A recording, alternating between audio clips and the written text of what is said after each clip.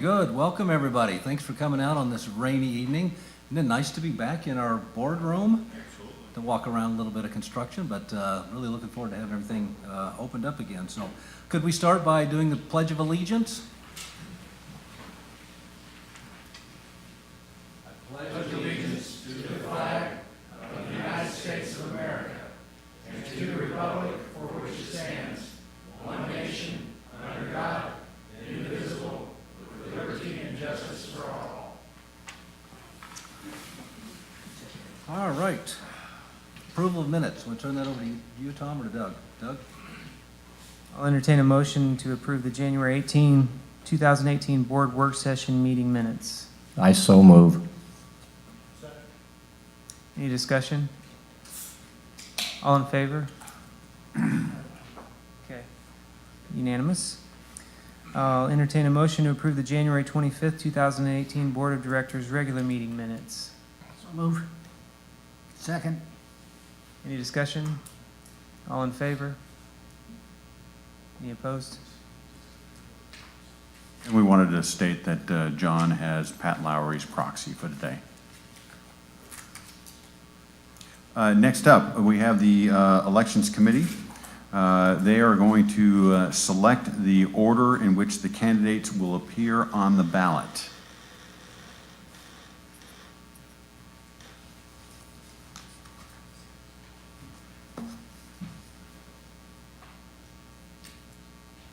First person is Mary Sinkus.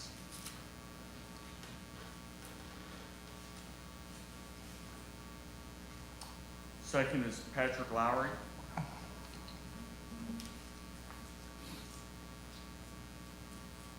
Third is Dave Witchell.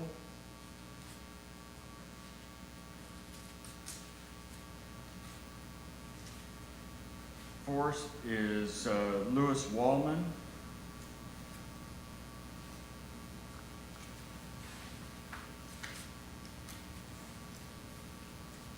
Fifth is Jerry Barron.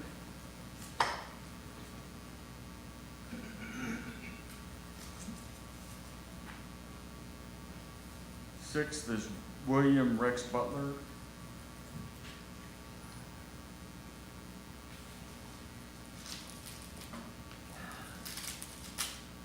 Seventh is Gerald Hoover.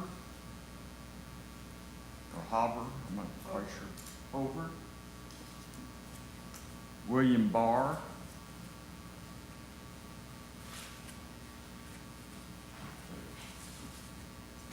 Last is Mike Abe, A-B-B, Ab. And that's it. Thank you to the Elections Committee. And this is how the candidates' names will appear on the ballots and on our website and on all literature that we produce in relation to the election. Next up, we have Dwayne with the financial report. This will be the financials through the first month of the year. So year-to-date, January 2018. Starting with the POA, looking at the high point,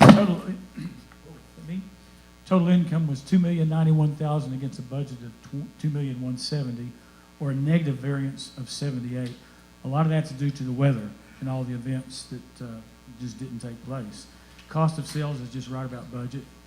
Looking at operating expenses, they're better in budget, so there was some savings there, 149. So EBITDA on the POA without water is 74,000 positive, which is still good. Looking at the next section, which is water. Water was budgeted income of 709 million, or excuse me, actual 709 million, 709,000, excuse me. It's been a long day, long week. Getting ready for audit next week. 709,000 against a budget of 588,000, for a positive variance of 121. We've had a lot of water sales and new connects. Cost of sales is right about budget. Operating expenses are just a little lower, or a little higher than budget by 9,000, but the total EBITDA on this statement with the water is 121,000 better than budget. That concludes my report. Any questions?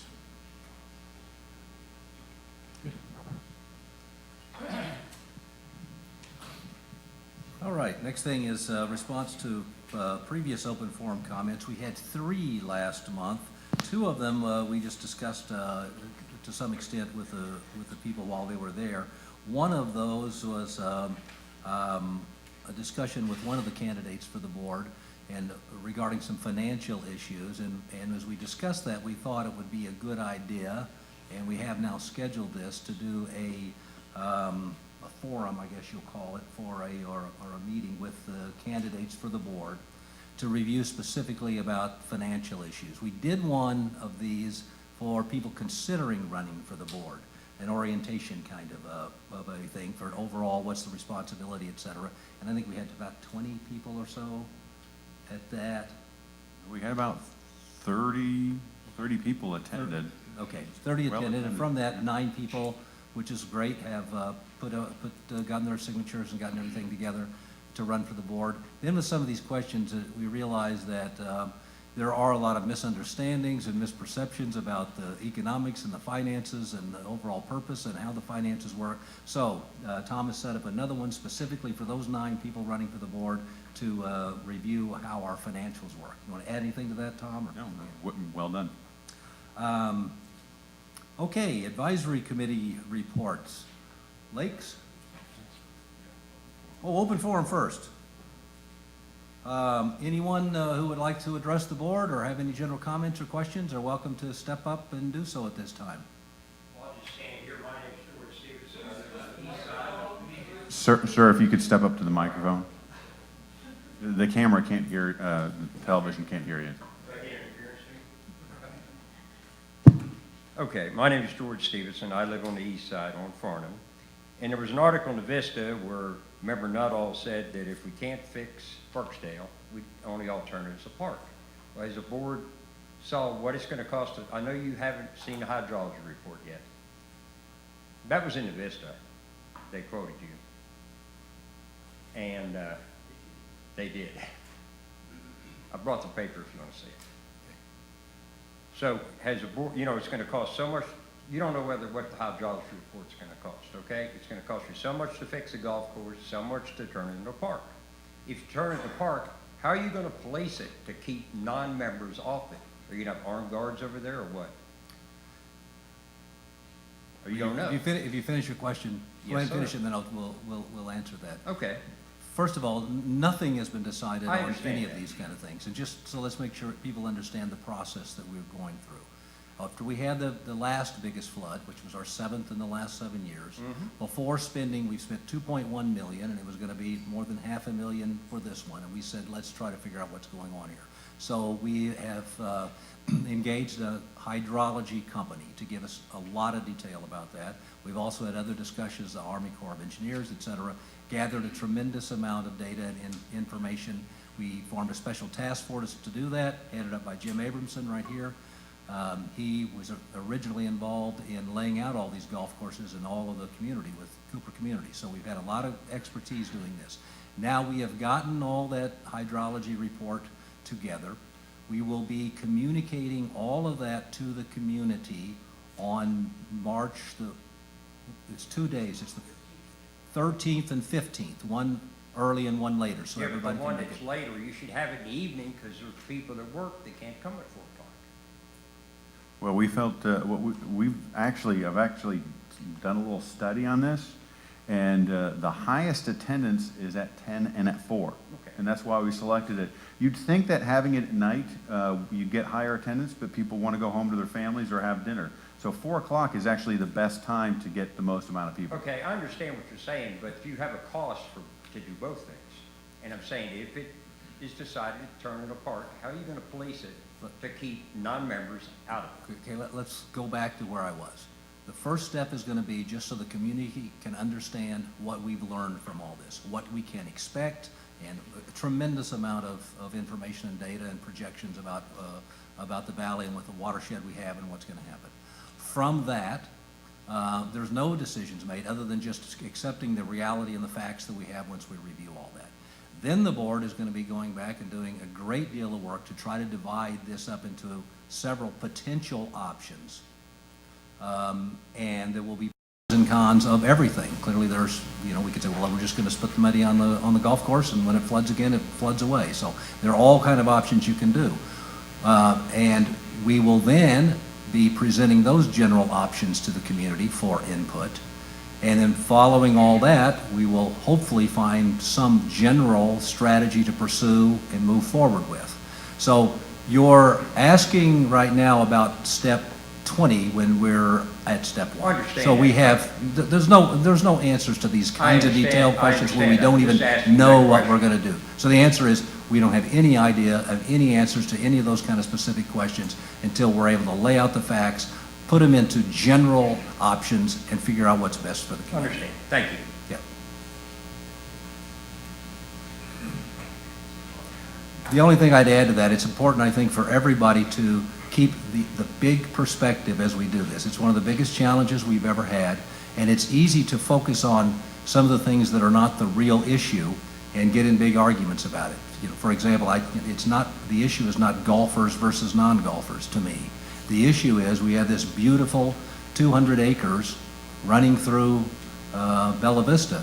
And what is the most economically feasible, the most beautiful, attractive, and economically feasible use of that 200 acres? And we're going to look at all of those kind of options and the needs and, you know, the challenge we always have. We have owners of 38,000 lots here.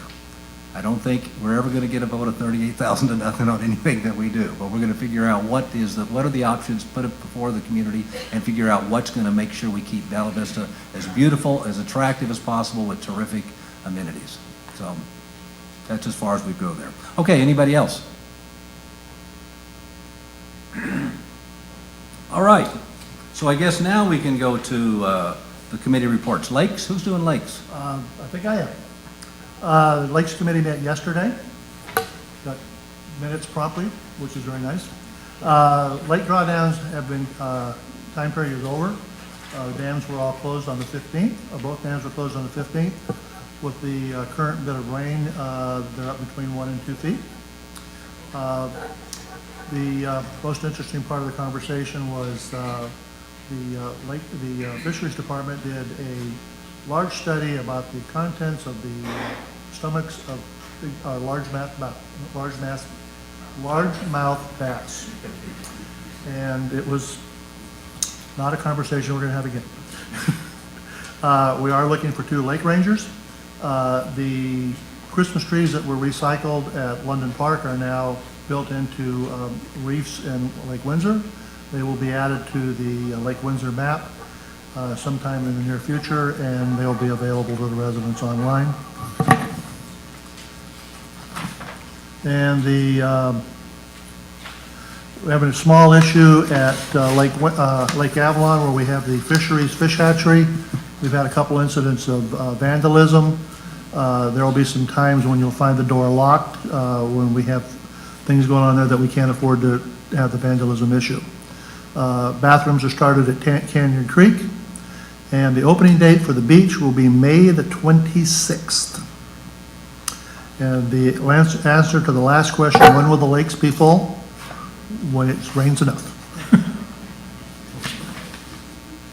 As of yesterday, we were up, prior to the most current rainstorm, we were up a foot on both lakes. And so that we're 1/4 way there. And I'm looking forward to everybody being able to see the very cool new playground equipment we're considering for the beach down there. So we'll see that when we get to new business. Okay, recreation.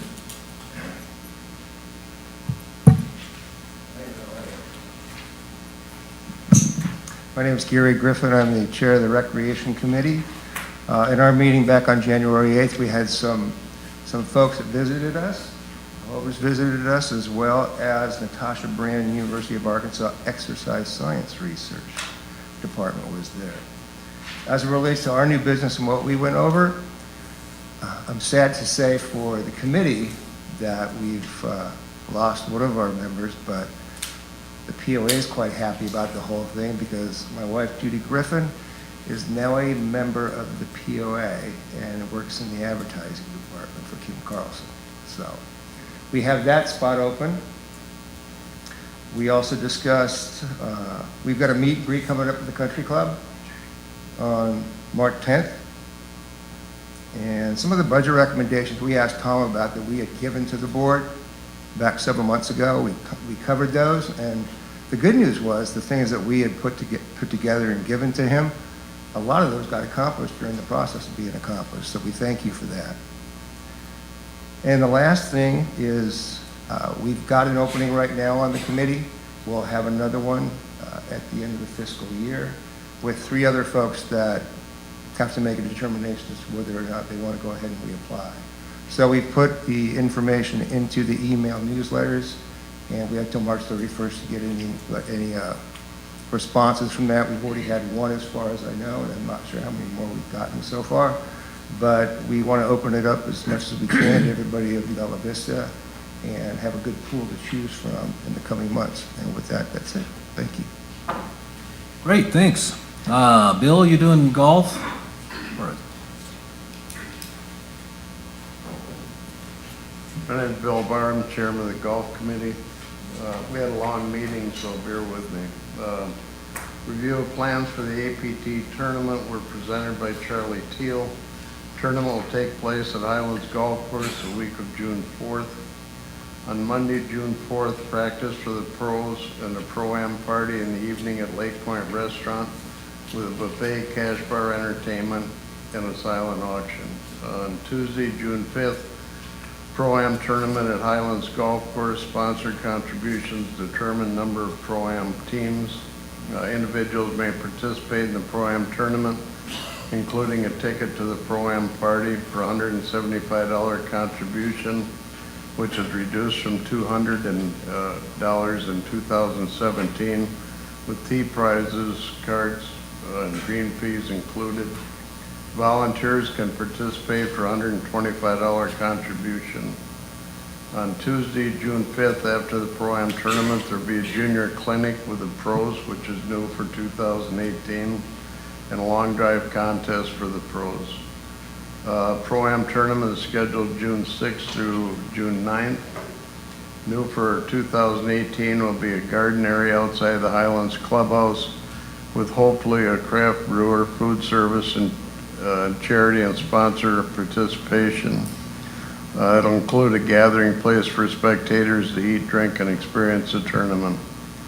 The Pro-Am tournament sign-up forms will be displayed at all Bella Vista clubhouses at the 2018 Golf Expo and at the second annual Golf Fest on April 14th.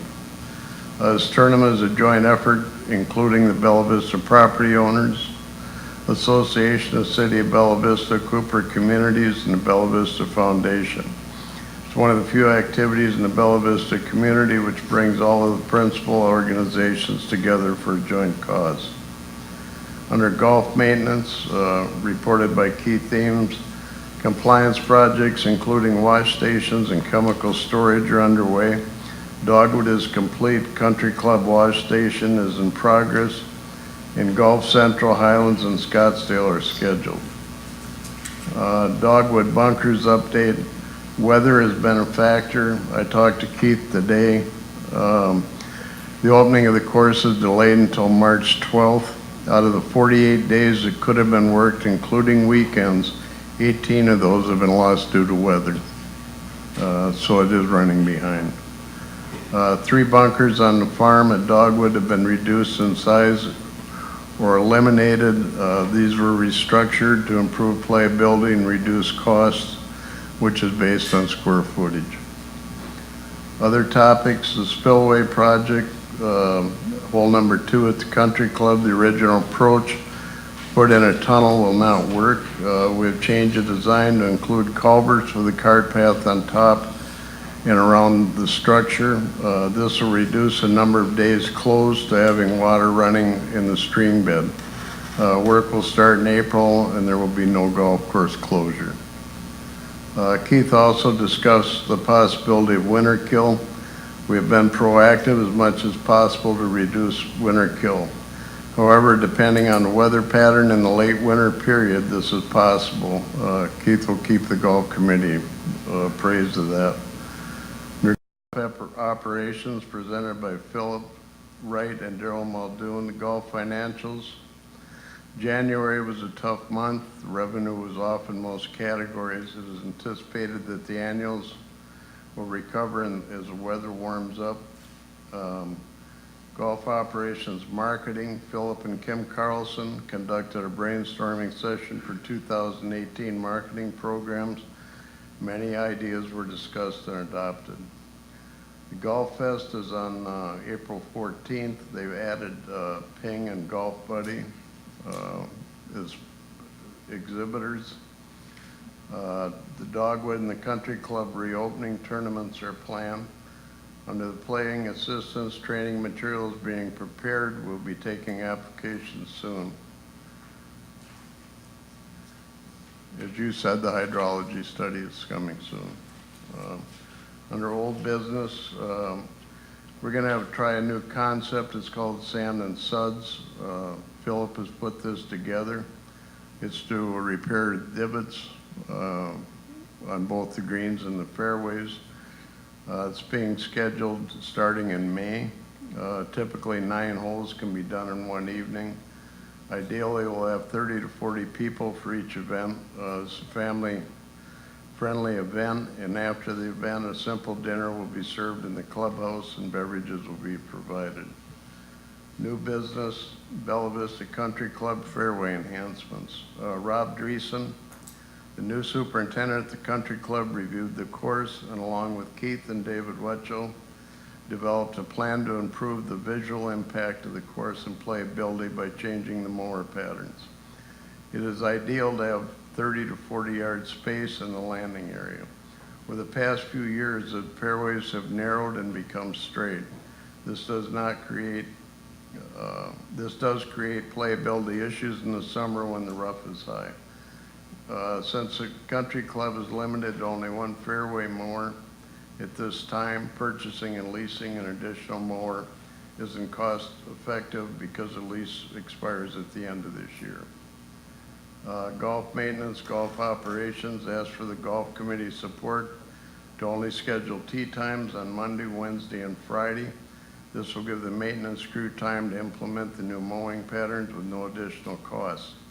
Having only tee times reduces the number of people required to set up the course, and the mowing crew can stay ahead of the golfers. I ask for a motion to support the Monday, Wednesday, Friday tee times only for the purpose of improving the contour patterns on the fairways at the country club. Jason Lloyd seconded the motion. Ruth Hatcher commented that with the reopening of the country club, we also want our golf course to be as good and interesting as the other courses on the village. The motion passed unanimously. That's it. Thank you. Thanks, Bill. So this is our second year to do the Adams Professional Tour.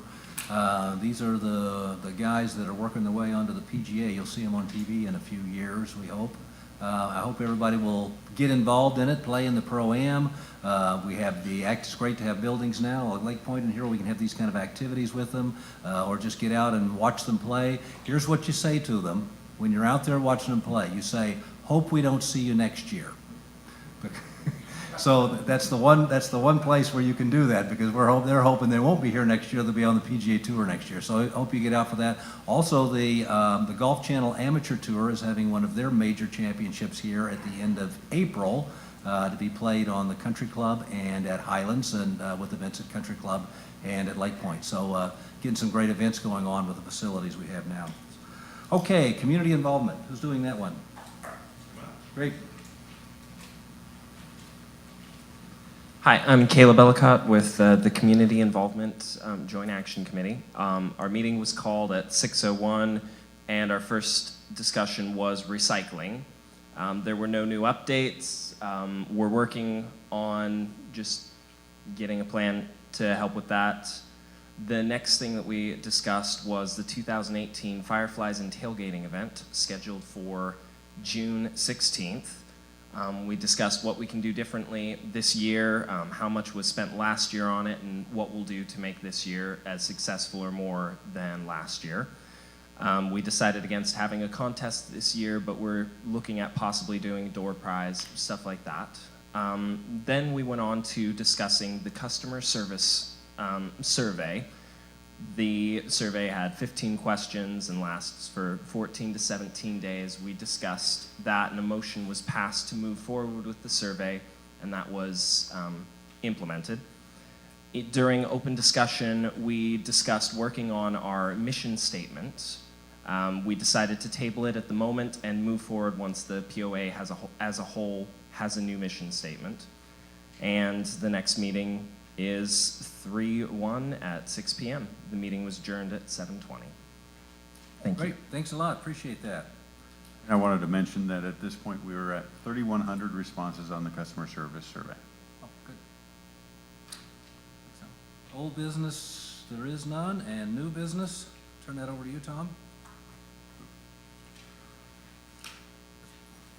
Well, Lynn reported for this in the newspaper yesterday, but what we'd like the board to consider is the city recently was able to lower their ISO rating from a 6 down to a 4. The lower, the better.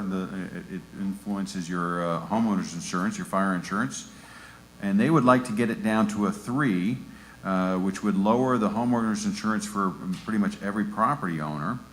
But what the city needs is a fire training center. So I was actually having Christmas dinner at Papa Mike's with Chief Sims, and we were discussing it, and we located a piece of property that the POA owns at Chelsea and Tudor. It's 10.26 acres. And so what we were proposing is that the POA and the city enter into a 25-year agreement with 5-year renewals to follow.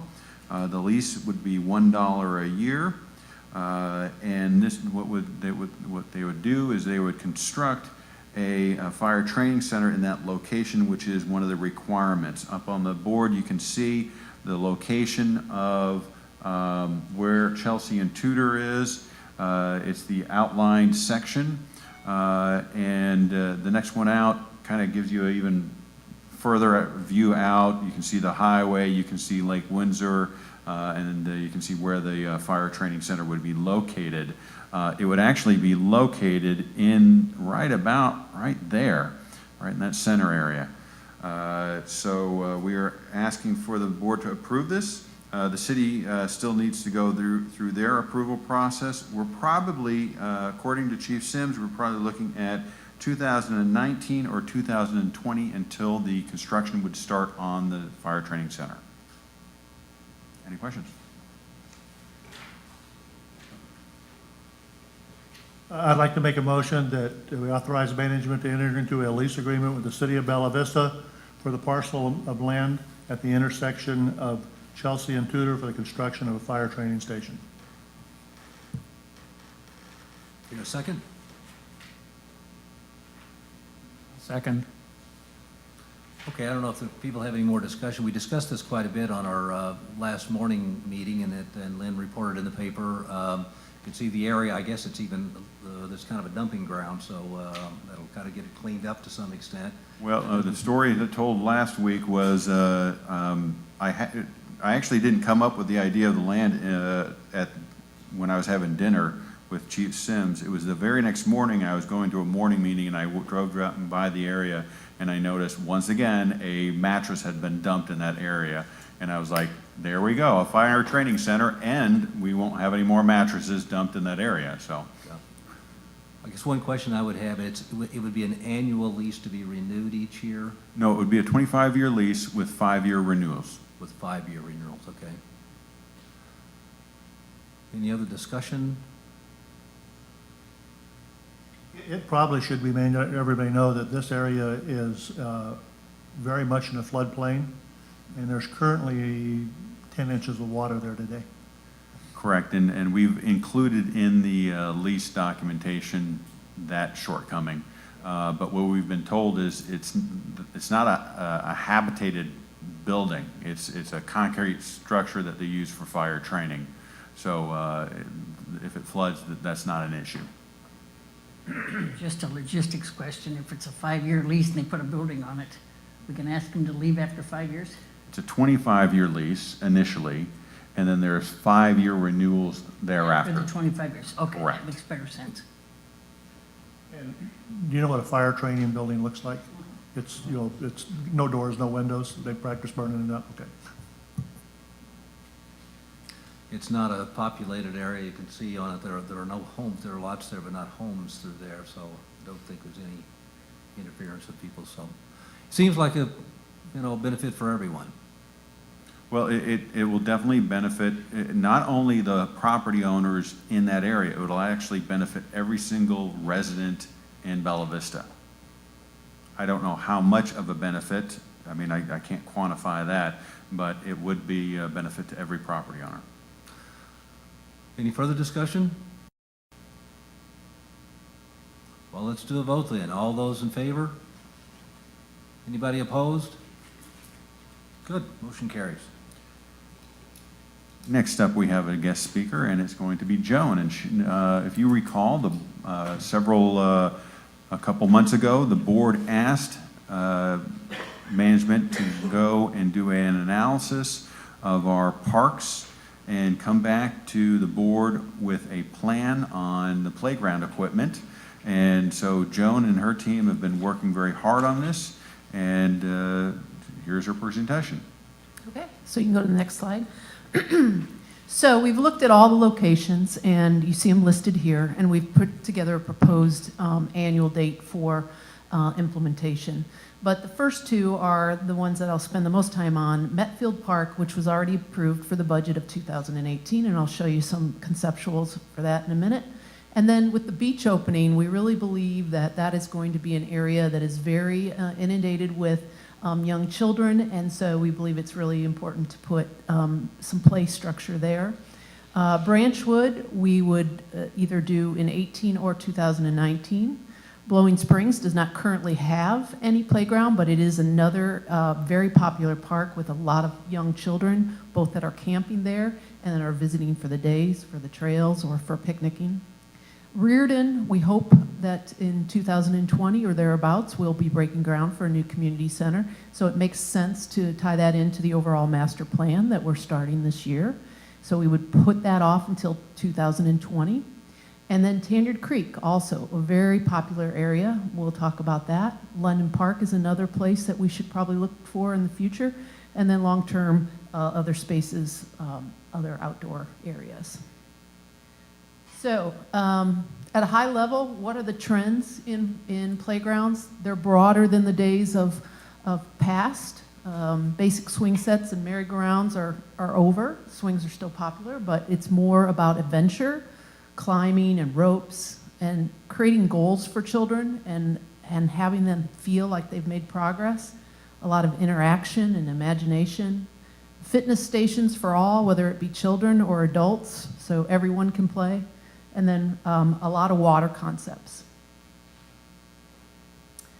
Starting with the beach, we are really excited to move forward with a new type of play area, which is a low risk, a low to the ground zip line. And these are very popular, but I'm happy to say there's nothing like this anywhere around, so we would be one of a kind. But basically, children with very low risk, because it's very short drop to the ground, get to slide across an area that lets them zip basically 66 feet across. And we're going to put in a dual bay on this, which means they can race each other or even have a grandparent next to them. Yes, the weight limit on this is 250 pounds, so kids of all sizes.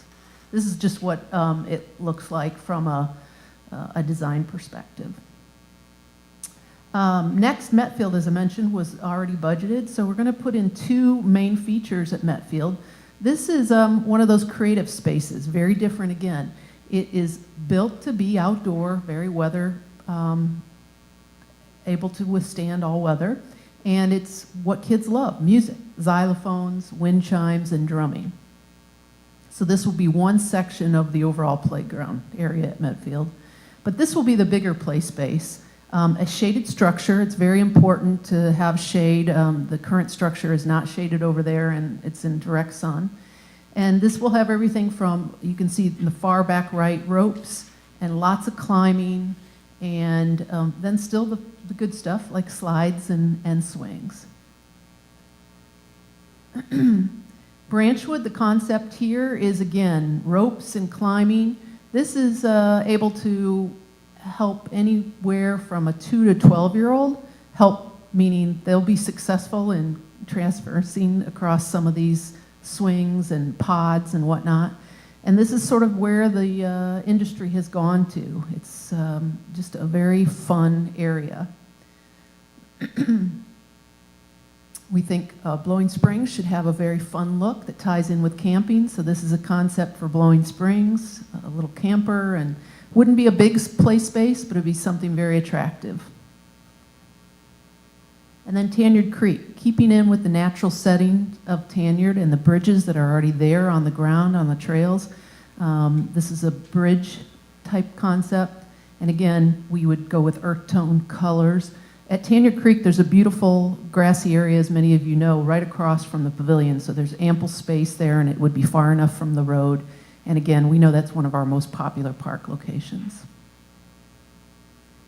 Loch Lomond, this is a picture between the pavilion and the restrooms that are there. A very flat area, lots of opportunity. So again, we've already started to work on a concept there. This is a few years out, of course. And then just want to share a little benchmarking with you.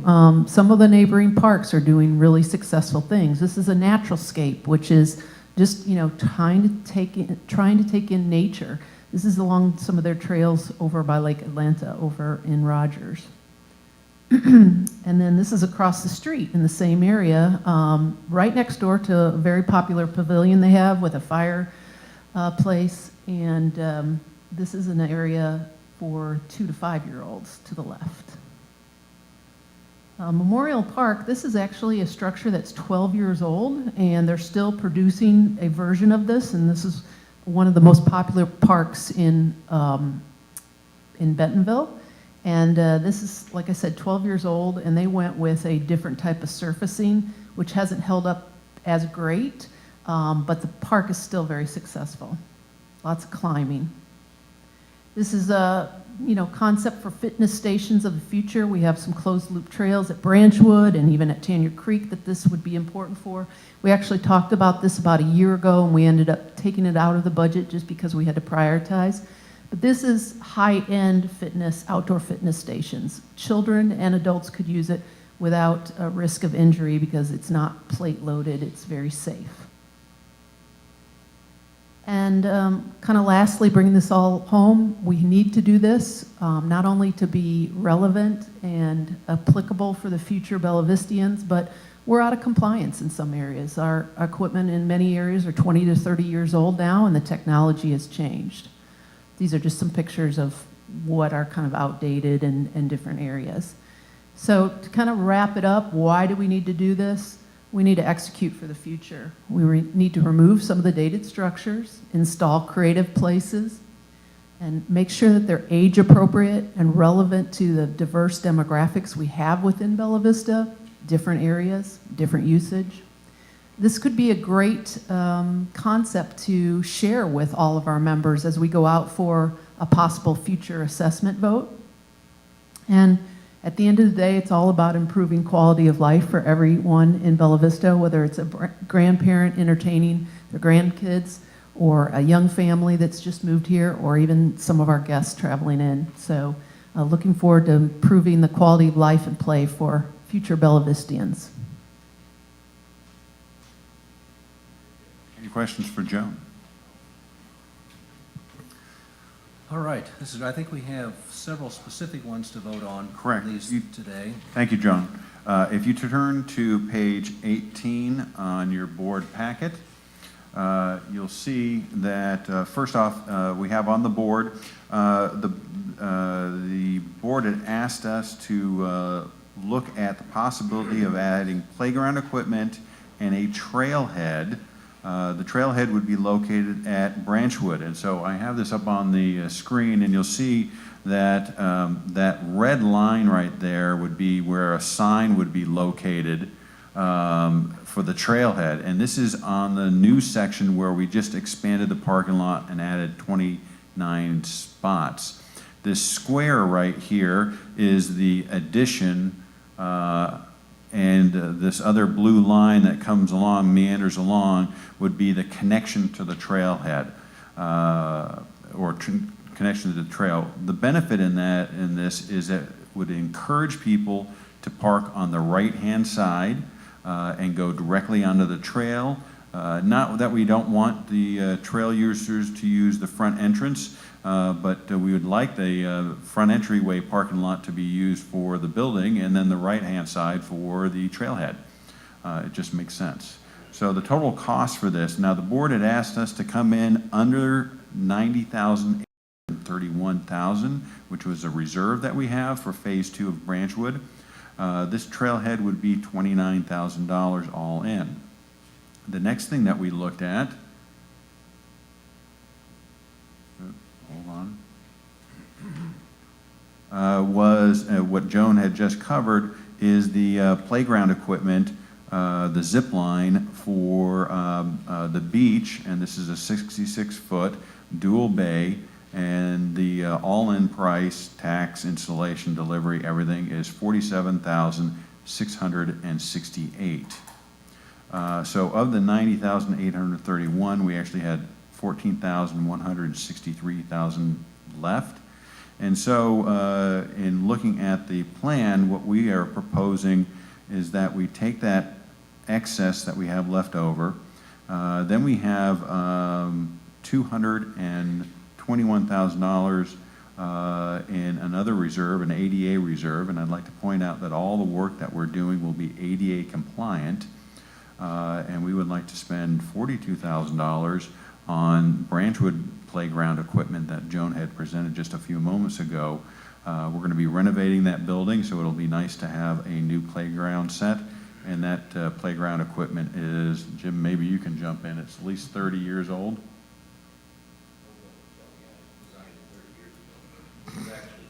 No. About,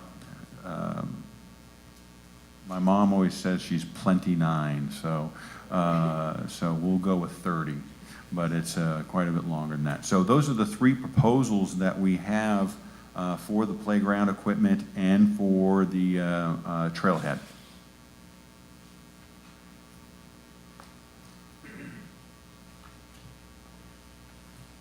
Yes, sir. The trailhead path, Let's get a motion first and then discussion. okay, I'm sorry. I make a motion that we approve the expenditure of $29,000 for the construction of a trailhead and trail expansion at Branchwood, funding coming from the Branchwood Phase 2 reserves. Do we have to do 3 different motions on this for Yes. 3 different Three things? motions and 3 Okay, discussions. I'd suggest that we've got the one for the first one. We can go ahead and discuss all 3, or is that okay? I think we should limit the discussion just to the Each one. trailhead, Okay, so unfortunately. right now we discussed trailhead. I'll second John's motion. Was your comment on? Yeah, my question again is relative to the map that you showed us, the Correct. blue. It's going to be an 8-foot wide path, Yes, it'll match. and the existing, there is an existing path there, Correct. which is how wide? 4 feet, according to John. Okay, so we're doubling the width. We're doubling the width, and the path is 40 years old, and so I understand. it's seen better days. Okay. It will be removed. Is that correct, Joan? Yes, it'll be removed. The existing path is one of those pebble sidewalks, and it's got some interesting slopes over Yeah. Jim's 29 years. As I indicated, all the work we're doing will be ADA compliant. Will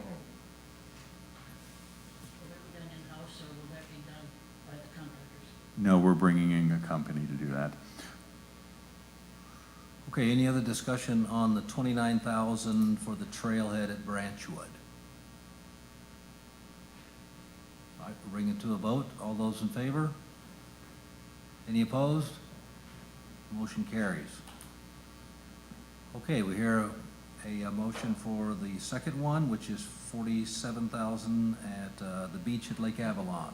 I'd like to make a motion to approve the expenditure of $47,668 for the construction of playground at the beach at Lake Avalon, with funds coming from the Branchwood Phase 2 reserves. I'll second that motion. Discussion.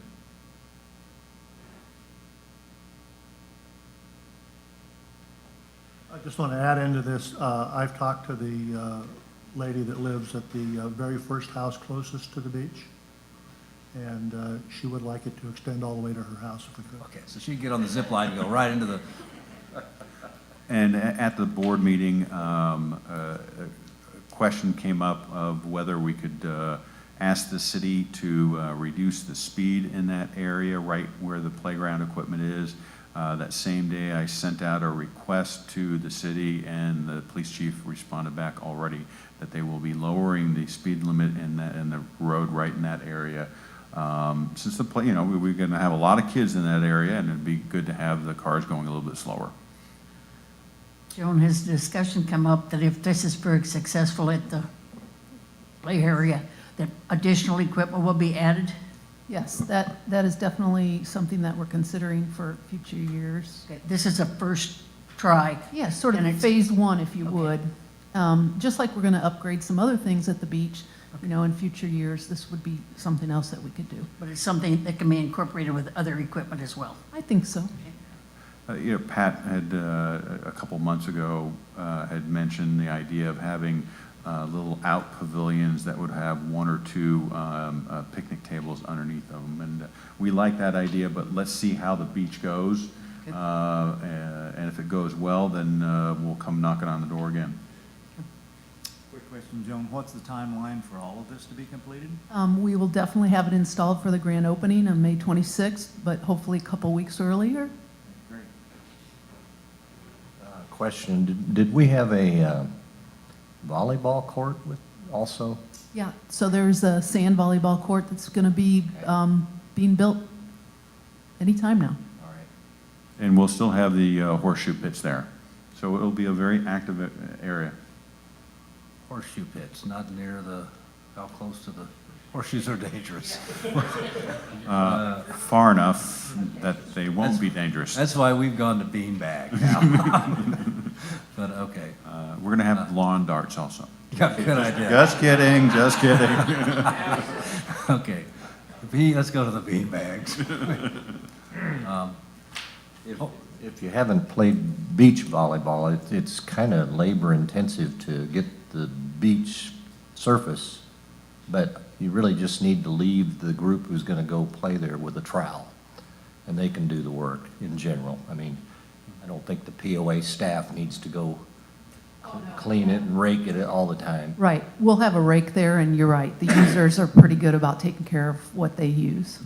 Yeah, and at the beach, what we're going to do is we're going to transfer over from golf maintenance one of our older sand pros, and we'll use that for the beach. Great. Okay, any other discussion for the beach? All those in favor? Any opposed? Motion carries. Going to be a wonderful new amenity for us here. The third one then, $42,000 for Branchwood. Do I hear a motion? Spend the money, Jim? I make a motion that we approve expenditure of $42,000 for the construction of an ADA-compliant playground equipment at Branchwood, with $14,143 coming from Branchwood Phase 2 reserves and $27,837 coming from the ADA reserves. Discussion. Oh, second. Anybody going to second? Now we can discuss. Question is that if we say this is ADA compliant, it's understood that the other ones are ADA compliant also. Does that need to be in the motion or not? I think it's not, pretty. It's not necessary. I mean, the reality is everything that we're doing, Scottsdale, Lake Point, the Country Club, Branchwood, everything that we are doing ADA compliant. I just don't want some public to think that we're doing some and some are not. No, everything we're doing, and we're, first of all, we need to do that because of our demographics, but second of all, the law requires it. Joan, can you explain a little bit to me, ADA compliant playground equipment? It's mostly about accessibility. So the surface is one, and the wood mulch that we are proposing for all of these playgrounds is ADA compliant. We'll also look at Metfield, for instance, where there's currently just stairs, which would not, get somebody in a wheelchair per se easily up. We will add a small pavement area from the far end of the parking lot where there's not as much of a incline. So we've already looked at that. So it's a combination of the equipment being able to be gotten to, and also the actual pathway. And then, like where I showed you on Metfield, just as an example, the musical instruments, they are at a height that someone in a wheelchair could easily roll up to and utilize, as well as just a child standing there to utilize. So it's a combination of play accessibility and then physical accessibility to the play area, if that makes sense. Yes, thank you. I have a question. At Branchwood, is that the area of the greatest need at this time, or are they just the oldest ones? Because I have a hard time believing that there's going to be that much usage at Branchwood as opposed to the other locations that you're talking about. It's a fair question, David. I appreciate that.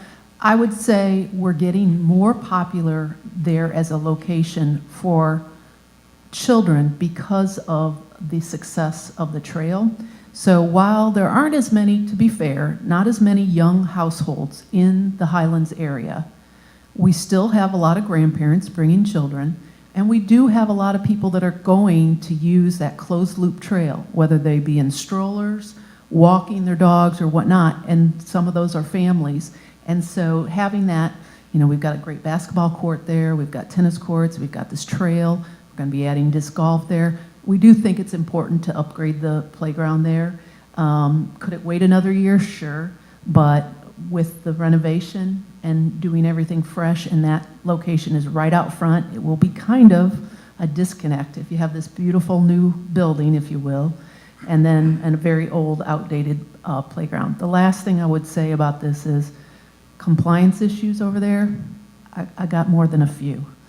So for that reason alone, it makes sense.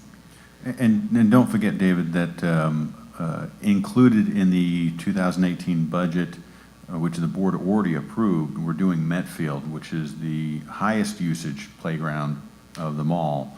And we don't want to do the one by Reardon because we're looking at renovating that area.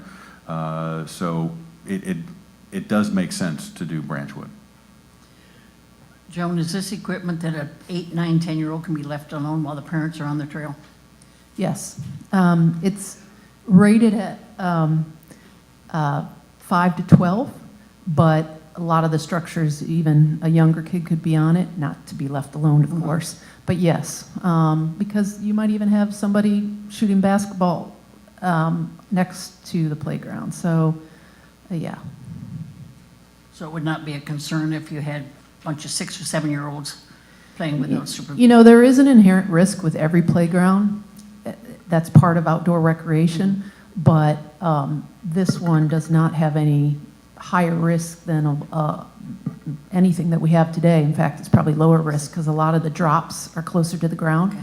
Plus, we'll be getting rid of the pea gravel that we currently have there, and putting in the proper amount of mulch and padding and all that, so that makes it safer. I have a question for Doug about the liability. Are the playgrounds one of the highest liability things we have in the village, or is there something else that's worse? Gun range. Yeah. Gun range. And water. There's a lot of liability risks throughout the village. We do our best to try to mitigate those, but there's a wide range of risks that we face. Don't have much choice, I guess. Mm. Take a risk getting up in the morning. All right, any other discussion for the Branchwood equipment? All those in favor? Any opposed? Motion passes.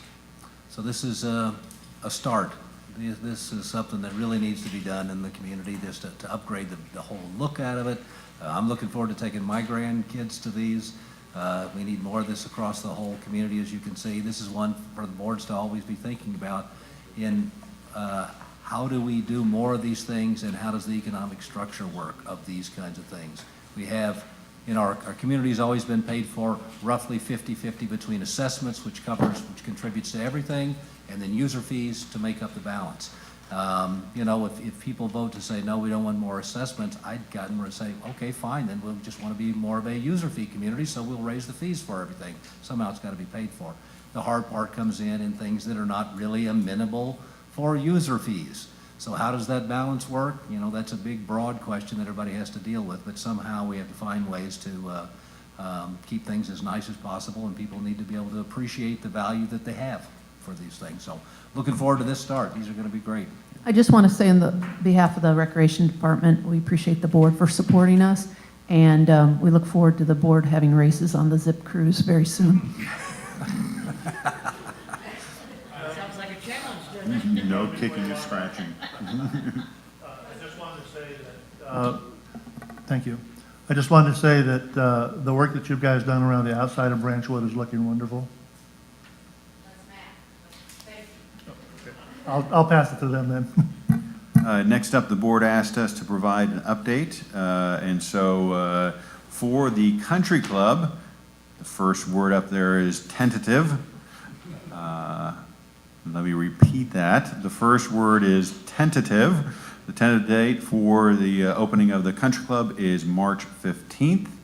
It was a great day for Julius Caesar. Construction on Branchwood, which should start late February. We're probably at this point, I wrote this slide about a week ago. We're probably looking at early March. That will be on the extension, which is to the rear. About 3 to 4 weeks later, then the building will be closed. So just to give you a little bit of an idea of what we're looking at. So all of us will be here on March 15th, and we'll see how the day goes for Julius Judson.